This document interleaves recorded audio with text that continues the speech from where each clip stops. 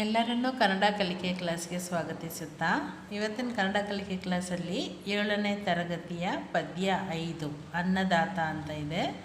ಅದಕ್ಕೆ ಕೊಟ್ಟಿರುವಂತಹ ಒಂದೊಂದು ವಾಕ್ಯದಲ್ಲಿ ಉತ್ತರಿಸಿ ಅನ್ನೋವಂಥ ಪ್ರಶ್ನೆಗಳಿಗೆ ಉತ್ತರಗಳನ್ನು ಬರೆದು ಪ್ರಾಕ್ಟೀಸ್ ಮಾಡೋಣ.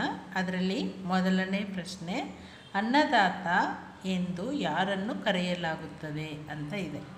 ಅದಕ್ಕೆ ಉತ್ತರ ಅಂತ ಹಾಕೊತೀನಿ. ಪ್ರಶ್ನೆಯಲ್ಲಿ ಇರುವಂಥ ಕೆಲವೊಂದು ಪದಗಳನ್ನ ಹಾಗೆ ಬರುತ್ತೀವಿ ಅಂತಂದರೆ ನಮಗೆ ಅರ್ಧ ಉತ್ತರ ಸಿಕ್ಕದಂಗೆ ಆಗುತ್ತೆ. ಅನ್ನದಾತ, ಆ ನಾಗೆ ನಾವೊತ್ತು, ಅನ್ನ ದಾಕಿಲಿ ದಾತ, ಅನ್ನದಾತ ಎಂದು, ಹೇಗೆ ಒಂದು ಸೊನ್ನೆ ಎನ್, ದಾಕೊಂಬು ದು ಎಂದು, ಯಾರನ್ನು ಅನ್ನೋದು ಪ್ರಶ್ನಾರ್ಥಕ ಪದ. ಅದಕ್ಕೆ ಒಂದು ಪದವನ್ನು ಬರೆದ್ವಿ ಅಂದರೆ ಉತ್ತರವಾಗಿ ನಮಗೆ ಬಂದ್ಬಿಡುತ್ತದು. ಅಂದರೆ ಅನ್ನದಾತ ಎಂದು ಡಬಲ್ ಕೋಟ್ಸಲ್ಲಿ ಬರೀತೀನಿ. ಇದನ್ನು ನಾವು ಪ್ರಾಕ್ಟೀಸ್ ಮಾಡಬೇಕಾಗುತ್ತೆ. ರಾಗೆ ಏತ್ವ ಮತ್ತು ಹೀಗೆ ಕೊಟ್ಟಿವಿ ಅಂದರೆ ರೈ ಆಗುತ್ತೆ. ರೈ ತ ಮತ್ತು ನಾ ಬರೆದು ಕೊಂಬು ಕೊಡೋಣ, ಅದಕ್ಕೆ ನಾವತ್ತು ಕೊಡೋಣ. ರೈತನನ್ನು ಅಷ್ಟೇ ಕರೆಯಲಾಗುತ್ತದೆ, ಪ್ರಶ್ನೆಯಲ್ಲೇ ಇದೆ, ಅದನ್ನೇ ಬರಿತೀವಿ. ಆವಾಗ ವಾಕ್ಯ ಸಂಪೂರ್ಣ ಆಗುತ್ತೆ. ರಾಗೇತ್ವ ರೇ ಯ ಕರೆಯ, ಲಾಕಿಲಿ ಲಾ, ಗಾ ಕೊಂಬು ಗು, ತ ಅದಕ್ಕೆ ತಾವತ್ತು, ಲಾಗುತ್ತ ದಾಗೆ ಏತ್ವ ಕರೆಯಲಾಗುತ್ತದೆ ಅಂತ. ಅನ್ನದಾತ ಎಲ್ಲಿ ದುಡಿಯುವನು ಅಂತ ಇದೆ. ಅದಕ್ಕೆ ಉತ್ತರ ಅನ್ನದಾತ, ಆ ನಾಗೆ ನಾವತ್ತು, ಅನ್ನ ದಾಕಿಲಿ ದಾ ತ, ಅನ್ನದಾತ ಎಲ್ಲಿ ಅನ್ನೋದು ಪ್ರಶ್ನಾರ್ಥಕ ವಾಕ್ಯ. ಅದಕ್ಕೆ ಡಬಲ್ ಕೋಟ್ಸಲ್ಲಿ ಉತ್ತರವನ್ನು ಬರೀತೀನಿ. ಹೊಲದಲ್ಲಿ, ಹಾ ಏತ್ವ ಕೊಂಬಕಿಲಿ, ಹೋ ಲಾ ತ, ಲಾಗುಡಿಸು ಲೀಗೆ ಲಾವತ್ತು, ಹೊಲದಲ್ಲಿ ಅಷ್ಟೇ. ದುಡಿಯುವನು ಅಂತ ಪ್ರಶ್ನೆಯಲ್ಲಿದೆ, ಅದನ್ನೇ ನೋಡ್ಕೊಂಬರಿದ್ವಿ ಅಂದರೆ ನಮಗೆ ಅಕ್ಷರಗಳು ರಾಂಗ್ ಇಲ್ಲದಂಗೆ ಈ ಪ್ರಶ್ನೆಗಳಿಗೆ ಫುಲ್ ಮಾರ್ಕ್ಸು ತಗೊಬೋದು. ದಾಕೊಂಬು ದು, ಡಾಗುಡಿಸು ಡಿ, ದುಡಿ, ಯಾಕೊಂಬು ಯು, ವಾ, ನಾಕೊಂಬು ನು, ದುಡಿಯುವನು ಅಂತ ಎರಡನೇ ಪ್ರಶ್ನೆಗೆ ಉತ್ತರವಾಗುತ್ತೆ. ನೆಕ್ಸ್ಟ್ ಮೂರನೇ ಪ್ರಶ್ನೆ, ಅನ್ನದಾತ ದವಸ ಧಾನ್ಯಗಳನ್ನು ಯಾರಿಗಾಗಿ ಬೆಳೆಯುವನು ಅಂತ ಇದೆ. ಅದಕ್ಕೆ ಉತ್ತರ ಹಾಗೆ ಬರೆಯೋಣ. ಪ್ರಶ್ನೆಯಲ್ಲಿರುವಂಥ ಕೆಲವೊಂದು ಪದಗಳು, ಅನ್ನದಾಕಿಲಿ ತ, ಅನ್ನದಾತ, ದವಸ ಧಾನ್ಯಗಳು ಅನ್ನೋದನ್ನು ಹೀಗೆ ನೋಡ್ಕೊಂಡು ಬರಿಬೋದು. ದವಸ, ನಾಲ್ಕನೇ ಧಾಕಿಲಿ ಧ, ನಾಗೆ ಯಾವತ್ತು ಧಾನ್ಯ, ಗ ಲ, ನಾಕೊಂಬು ನೂಗೆ ನಾವತ್ತು, ದವಸ ಧಾನ್ಯಗಳನ್ನು ಯಾರಿಗಾಗಿ ಅನ್ನೋದು ಪ್ರಶ್ನಾರ್ಥಕ ಪದವಾಗುತ್ತೆ. ಅದಕ್ಕೆ ಮಾತ್ರ ನಾವು ಉತ್ತರವನ್ನು ಕರೆಕ್ಟಾಗಿ ಅಕ್ಷರಗಳು ಮಿಸ್ಟೇಕ್ ಇಲ್ದಂಗೆ ಬರೀಬೇಕಾಗುತ್ತೆ. ನಾಡ ಜನರಿಗಾಗಿ, ನಾಕಿಲಿ ನಾ ಡ, ನಾಡ, ಜ ನಾ ರಾಗುಡಿಸು ರಿ, ಮತ್ತು ಗಾಕಿಲಿ ಗಾ ಮತ್ತು ಗಾ ಬರೆದು ಗುಡಿಸು, ನಾಡ ಜನರಿಗಾಗಿ. ಬೆಳೆಯುವನು ಪ್ರಶ್ನೆಯಲ್ಲಿದೆ, ಅದನ್ನೇ ನೋಡಿಕೊಂಡು ಮಿಸ್ಟೇಕ್ ಇಲ್ದಂಗೆ ಬರೀಬೇಕು. ಅಕ್ಷರಗಳು ತಪ್ಪಿಲ್ದಂಗೆ ಬರೀಬೇಕಾಗುತ್ತೆ. ಬಾಕೇತ್ವ ಬೇ, ಲಾಕೇತ್ವ ಲೇ, ಯಾಕೊಂಬು ಯು, ವಾ, ನಾಕೊಂಬು ನು, ಬೆಳೆಯುವನು ಅಂತ ಬರೀಬೋದು. ನೆಕ್ಸ್ಟ್ ನಾಲ್ಕನೇ ಪ್ರಶ್ನೆ, ಅನ್ನದಾತನು ಯಾವ ಕಷ್ಟಗಳನ್ನು ಸಹಿಸುತ್ತಾನೆ ಅಂತ ಇದೆ. ಅದಕ್ಕೆ ಉತ್ತರ ಅನ್ನದಾತನು ಅನ್ನೋದು ಹಾಗೆ ಬರೆಯೋಣ. ಅನ್ನ ದಾಕಿಲಿ ದಾ ತ, ನಾಕೊಂಬು ನು, ಅನ್ನದಾತನು ಯಾವ ಕಷ್ಟಗಳನ್ನು, ಯಾವ ಅಂತನ್ನೋದು ಪ್ರಶ್ನಾರ್ಥಕ ಪದವಾಗುತ್ತೆ. ಅದಕ್ಕೆ ನಾವು ಉತ್ತರವಾಗಿ ಬರೀಬೇಕಾಗುತ್ತೆ. ಮಳೆ,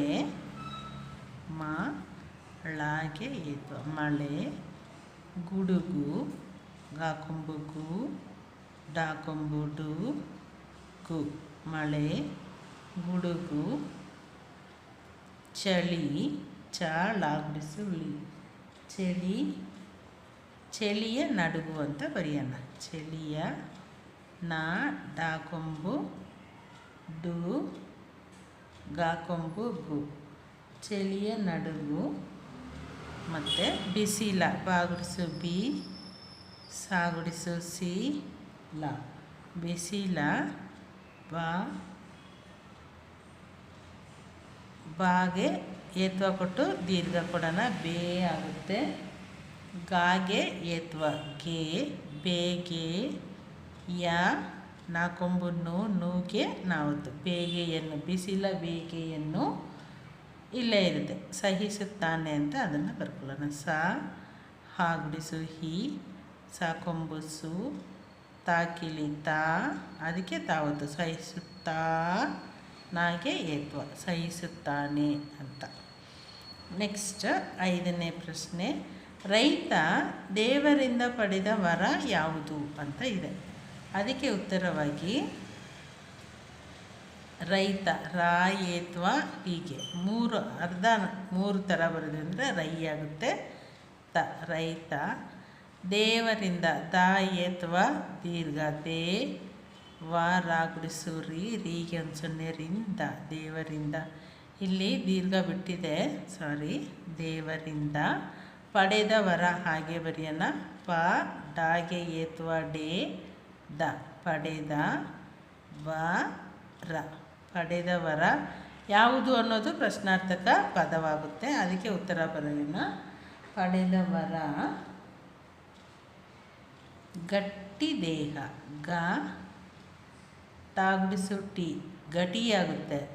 ಅದಕ್ಕೆ ಒತ್ತಕ್ಷರ ಹಾಕಿದ್ರೆ ಮಾತ್ರ ಗಟ್ಟಿಯಾಗುತ್ತೆ. ಗಟ್ಟಿ ದೇಹ ದ ಏತ್ವ ದೀರ್ಘ ದೇಹ ಗಟ್ಟಿ ದೇಹ ದೊಡ್ಡ ದ ಏತ್ವ ಕೊಂಬಕಿಳಿ ದೋ ಡಾಗೆ ಡಾವತ್ತು ದೊಡ್ಡ ಮನಸ್ಸು ಮ ನ ಸಾಕೊಂಬು ಸೂಗೆ ಸಾವತ್ತು. ರೈತ ದೇವರಿಂದ ಪಡೆದವರ ಗಟ್ಟಿ ದೇಹ ದೊಡ್ಡ ಮನಸ್ಸು ಅಂತ ಬರೀಬೋದು ಅಷ್ಟೆ. ಇದು 5ನೇ ಪ್ರಶ್ನೆಗೆ ಉತ್ತರವಾಗುತ್ತೆ. 6ನೇ ಪ್ರಶ್ನೆ, ಚನ್ನಬಸಪ್ಪ ಹೊಸಮನಿಯವರ ಕಾವ್ಯನಾಮವೇನು ಅಂತ ಇದೆ.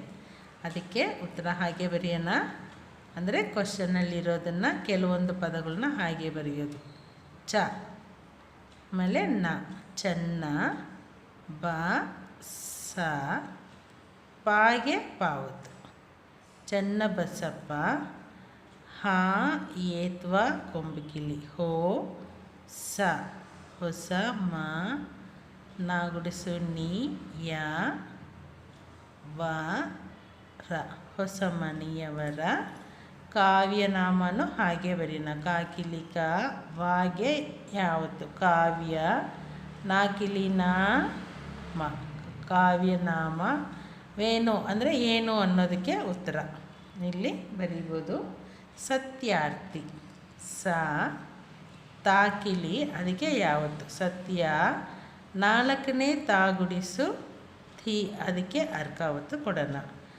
ಸತ್ಯ ಓದ್ಬಿಟ್ಟು ಆಮೇಲೆ ತೀ ಓದಬೇಕು. ಯಾವಾಗಲೂ ಅರ್ಕಾವತ್ತು ಕೊಟ್ಟರೆ ಅರ್ಕಾವತ್ತನ್ನು ಓದಿ ಅದು ಅನಂತರ ಅರ್ಕಾವತ್ತಿನ ಹಿಂದೆ ಇರೋ ಅಂಥ ಅಕ್ಷರವನ್ನು ಓದಬೇಕು. ಸತ್ಯ ತಿ ಸತ್ಯಾರ್ಥಿ ಅಂತ ಬರೀಬೋದು. ಹೀಗೆ ಇದೆಲ್ಲವನ್ನು ಒಂದು ಸರಿ ಓದಿ ನೋಡ್ಬಿಡೋಣ. ಅನ್ನದಾತ ಎಂದು ಯಾರನ್ನು ಕರೆಯಲಾಗುತ್ತದೆ ಅಂತ ಕೊಟ್ಟಿದ್ದಾನೆ. ಅದಕ್ಕೆ ಉತ್ತರ ಅನ್ನದಾತ ಎಂದು ರೈತನನ್ನು ಕರೆಯಲಾಗುತ್ತದೆ ಅಂತ ಬರೀಬೇಕು. ನೆಕ್ಸ್ಟ್ ಅನ್ನದಾತ ಎಲ್ಲಿ ದುಡಿಯುವನು ಅಂತ ಇದೆ. ಅದಕ್ಕೆ ಉತ್ತರ ಅನ್ನದಾತ ಹೊಲದಲ್ಲಿ ದುಡಿಯುವನು ಅಂತ ಬರೀಬೋದು. ನೆಕ್ಸ್ಟ್ ಅನ್ನದಾತ ದವಸ ಧಾನ್ಯಗಳನ್ನು ಯಾರಿಗಾಗಿ ಬೆಳೆಯುವನು ಅಂತ ಇದೆ. ಅದಕ್ಕೆ ಉತ್ತರ ಅನ್ನದಾತ ದವಸ ಧಾನ್ಯಗಳನ್ನು ನಾಡ ಜನರಿಗಾಗಿ ಬೆಳೆಯುವನು ಅಂತ ಬರೀಬೇಕಾಗುತ್ತೆ. 4ನೇ ಪ್ರಶ್ನೆ, ಅನ್ನದಾತನು ಯಾವ ಕಷ್ಟಗಳನ್ನು ಸಹಿಸುತ್ತಾನೆ ಅಂತ ಇದೆ. ಅದಕ್ಕೆ ಅನ್ನದಾತನು ಮಳೆ, ಗುಡುಗು, ಚಳಿಯ ನಡುಗು, ಬಿಸಿಲ ಬೇಗೆಯನ್ನು ಸಹಿಸುತ್ತಾನೆ ಅಂತ ಬರೀಬೋದು. 5ನೇ ಪ್ರಶ್ನೆ, ರೈತ ದೇವರಿಂದ ಪಡೆದ ವರ ಯಾವುದು ಅಂತ. ಅದಕ್ಕೆ ರೈತ ದೇವರಿಂದ ಪಡೆದ ವರ ಗಟ್ಟಿ ದೇಹ ದೊಡ್ಡ ಮನಸ್ಸು ಅಂತ ಬರೀಬೇಕಾಗುತ್ತೆ. ನೆಕ್ಸ್ಟ್ 6ನೇ ಪ್ರಶ್ನೆ, ಚನ್ನಬಸಪ್ಪ ಹೊಸಮನಿಯವರ ಕಾವ್ಯನಾಮವೇನು ಅಂತ ಇದೆ. ಅದಕ್ಕೆ ಉತ್ತರ ಚನ್ನಬಸಪ್ಪ ಹೊಸಮನಿಯವರ ಕಾವ್ಯನಾಮ ಸತ್ಯಾರ್ಥಿ ಅಂತ ಬರೆದು ಮುಗಿಸೋಣ. ಈಗ ಇದರಲ್ಲಿ 6 ಪ್ರಶ್ನೆಗಳಿಗೆ ಉತ್ತರಗಳು ಬರೆದಿದ್ದೀವಿ. ಇದನ್ನೆಲ್ಲ 1 by 1 ಅಂದರೆ ಒಂದು ಅಕ್ಷರವಾಗಿ ಹೇಳ್ಕೊಟ್ಟಿದ್ದೀವಿ. ಅದೇ ಥರ ನೀವು ಪ್ರಾಕ್ಟೀಸ್ ಮಾಡಿದ್ರೆ ನಿಮಗೆ ಕನ್ನಡ ಚೆನ್ನಾಗಿ ಓದಲು ಬರೆಯಲು ಬರುತ್ತೆ.